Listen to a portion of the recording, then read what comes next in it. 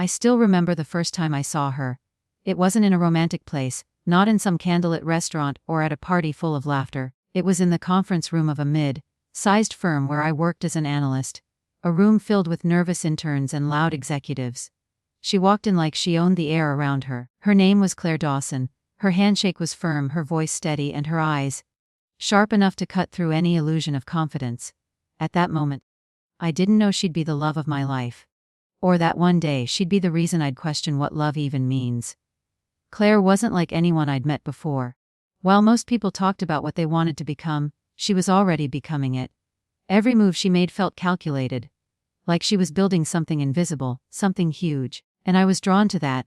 Maybe because deep down, I wanted to be part of something bigger too. We started off as colleagues. Late nights at the office turned into casual coffee breaks. And those coffee breaks, they turned into something that felt like a shared dream. She'd talk about building her own company one day, a place where people worked with passion, not fear. And I'd listen, sometimes more to her voice than her words. It didn't take long before I fell for her completely. And somehow she fell for me too. At least, that's what I believed. We got married in a small ceremony, no luxury, no audience, just us. She wore a simple white dress. I remember how her eyes softened that day, how she whispered, "We're gonna build an empire together." And she meant it. Within 5 years, Claire had turned her startup idea into a thriving company. Investors loved her. The media called her the Iron CEO. She became a name everyone in the business world respected and feared. And I was right there beside her, working silently behind the scenes. I managed her finances, handled strategy meetings, wrote her speeches, even cleaned up after mistakes she didn't want the world to see. But slowly something changed. At first it was subtle. She started taking longer to come home. Meetings ran late. Her phone was always on silent. She'd smile less when I walked into the room, and more when someone from her office texted. I tried to convince myself it was stress. Success brings distance, right? That's what I told myself. Until one night, everything changed. It was 2 a.m. when she came home. Perfume lingering like a stranger's scent. I asked where she'd been. She looked at me, not with guilt, but with annoyance. "Do you really need to know everything, Ryan?" she said, her tone cold, her eyes distant. That was the first time I realized, she wasn't with me anymore. She was somewhere else. Maybe with someone else. But worse than that, she was becoming someone else. The woman I married was kind, driven, passionate. The woman standing in front of me that night, she was ruthless, untouchable. And proud of it. Her empire had changed her. Or maybe it had revealed who she really was all along. Days turned into weeks, and the silence between us grew louder. Until one morning, she placed a folder on the kitchen counter. Inside were legal documents, divorce papers.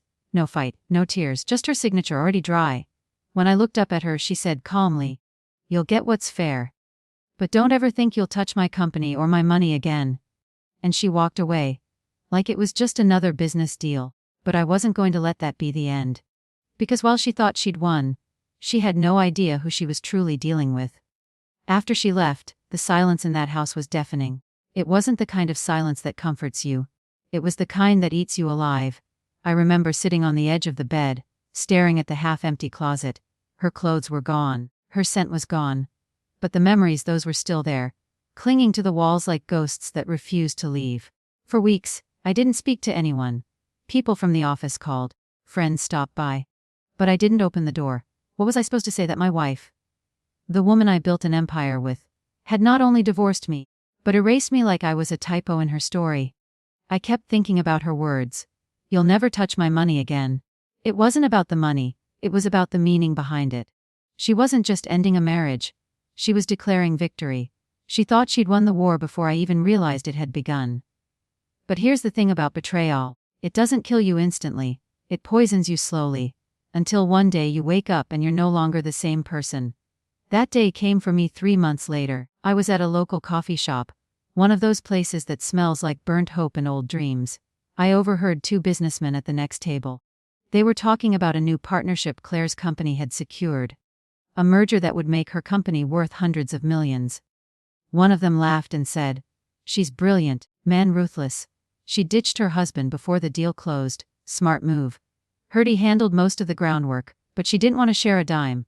I froze. That's when it hit me. She hadn't left me out of boredom or pride. She'd left me out of strategy. She planned everything. The long nights, the sudden coldness. Even the divorce, all of it. She knew the deal was coming, and she wanted me out before the money hit. I walked out of that cafe shaking. Anger didn't even describe what I felt. It was betrayal layered with humiliation. She had turned me into a disposable asset. But instead of losing control, something inside me hardened. A calm I'd never known before settled in. And in that calm, a voice whispered, "You taught her everything about business. You can build again, you can rise again." But this time, not for love, for truth. I didn't want revenge to destroy her. I wanted success to expose her. So I started over. No office. No funding. Just a laptop and a fire that refused to die. I began consulting small startups, helping them avoid the same corporate traps I'd once helped Claire build. I worked day and night, barely sleeping, barely eating, and slowly, very slowly, the universe started to shift. People began to notice. My name started circulating in the same rooms hers did. And soon investors who once chased her started calling me. At first, I thought it was coincidence. But it wasn't. They'd seen her arrogance. Her board meetings were chaos. Her employees were leaving, tired of being treated like numbers. Meanwhile, my quiet, steady approach started gaining traction. I built something real, something honest. Not an empire built on manipulation, but one built on trust and value.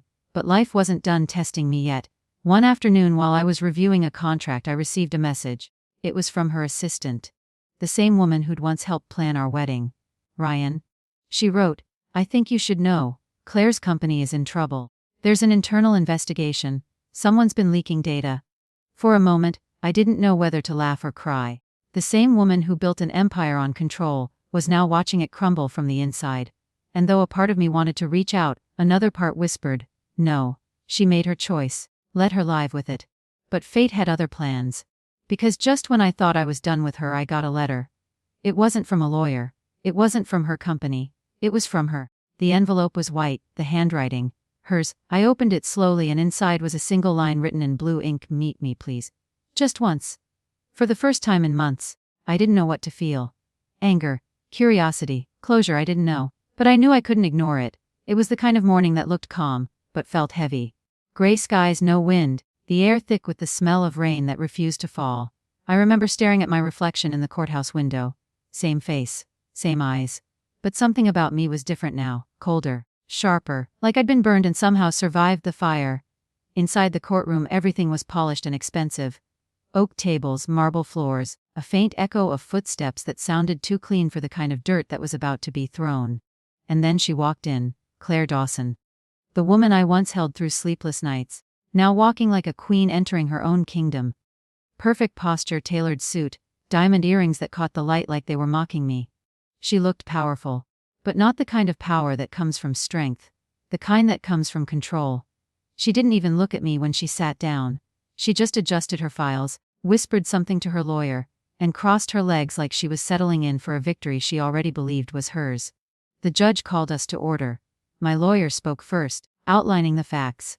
Years of shared effort, unpaid contributions, intellectual property that started with both our names on it. But her team, oh, they came prepared. They painted me as a shadow. A man who supported her but never built with her. A man who lived off her success. Claire didn't interrupt once. She didn't need to. Her silence was louder than any argument. It said everything: "You're beneath me now." Then came the moment. Her lawyer handed her a paper. She glanced at it. And for the first time that morning, she looked at me. Not with love, not even with hate, just that cold CEO confidence I'd seen 100 times in boardrooms. She leaned forward slightly. Just enough for her words to cut through the quiet. "You'll never touch my money again." It wasn't a statement, it was a sentence. The kind people deliver when they think they've already buried you. For a second the room went silent.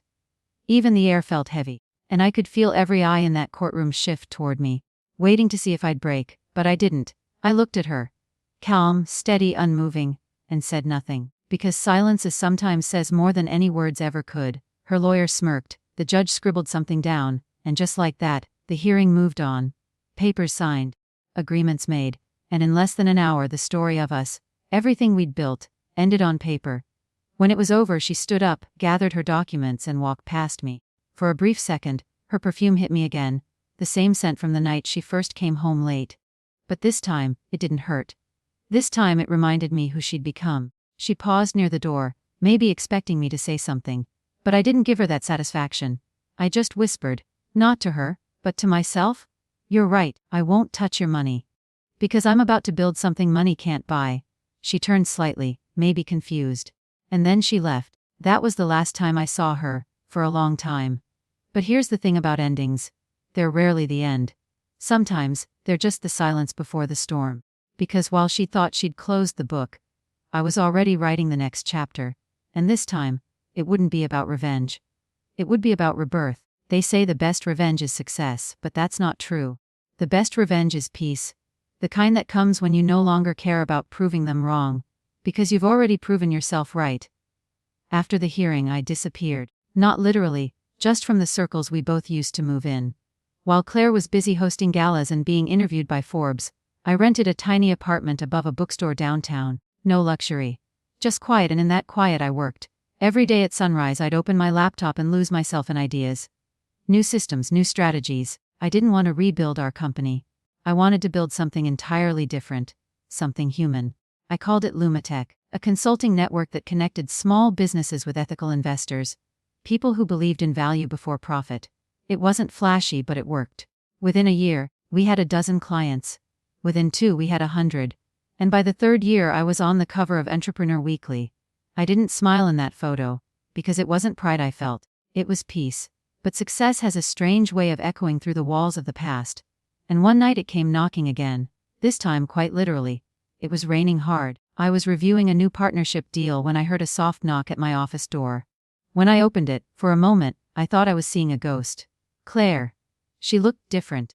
The confidence was still there, but her eyes, they told another story. Tired, lonely, broken in ways I couldn't fully understand yet. "Ryan," she said, her voice quieter than I'd ever heard it. "Can we talk?" I didn't answer at first. She stood there drenched, her expensive coat dark with rain. I finally nodded toward the chair. She sat, and for the first time in years she looked small. "I made mistakes," she said. Her fingers trembled as she spoke. "I thought I could do everything alone. I thought I was stronger without you. But the company's falling apart, Ryan. There's a federal investigation. My partners pulled out. I need help." The words hung in the air. The same woman who once told me I'd never touch her money again was now sitting in front of me, asking for mine. And for a brief moment, I'll admit it, I wanted to enjoy it, to lean back and taste that sweet revenge. But something inside me stopped. I looked at her, really looked at her. And I didn't see the CEO anymore. I saw the woman I once loved, the one who dreamed of building something that mattered. The one who got lost chasing power and forgot where home was. "Claire," I said softly, "you don't need me to fix this. You need to remember who you were before all of this." She blinked, tears forming. "I don't even know who that is anymore." I stood up, walked to the window, and looked out at the rain. "You were the woman who believed in creating something meaningful. You cared once. That's the person you need to find, not me." She was silent. Then after a long pause, she whispered, "I hurt you." "Yes," I said. "You did. And you still helped me," she said softly. I turned back to her. "This isn't help, Claire. This is closure." She nodded slowly, then stood. And for the first time in years she looked at me not as an opponent, but as a human being. "Thank you," she said. She left quietly. And I never saw her again. But a few months later I got a letter. The last one she'd ever send. It was short, handwritten, and sealed with a drop of wax like something from another lifetime.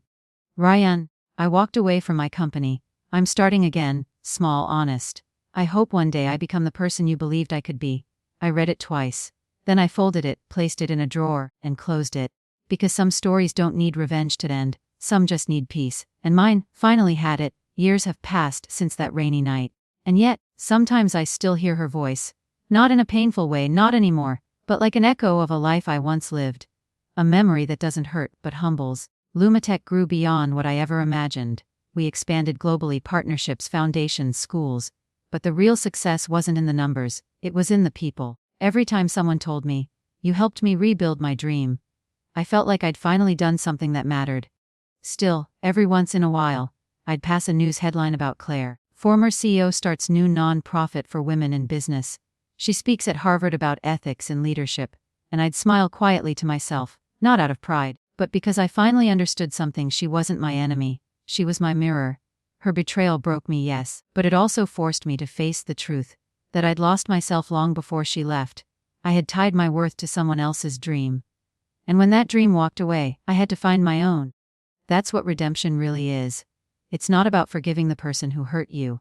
It's about forgiving the version of yourself that allowed it to happen. One evening, I visited the old office building, the one where it all began. It was empty now, windows covered in dust, a faint hum of silence inside. I walked to the corner where we used to sit late at night, sketching ideas on a whiteboard. And for a moment, I could almost see her there again. Laughing, dreaming, believing. I closed my eyes and whispered, "I hope you found your peace too." The air was still. And for the first time in years, I felt free. As I stepped outside, the sunset stretched across the skyline, orange and gold melting into the city. And it hit me. Life isn't about winning against others. It's about not losing yourself. We chase money, success, recognition. But the real victory is quiet. It's when you can stand in the ruins of what broke you, and still find beauty in the way you rose again. Claire once told me I'd never touch her money again.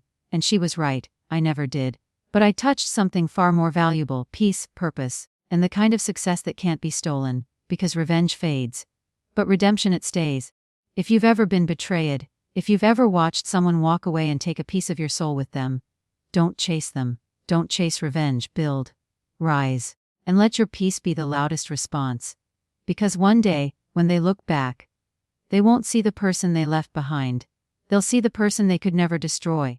A teach divar siering my wife t siolokad prud.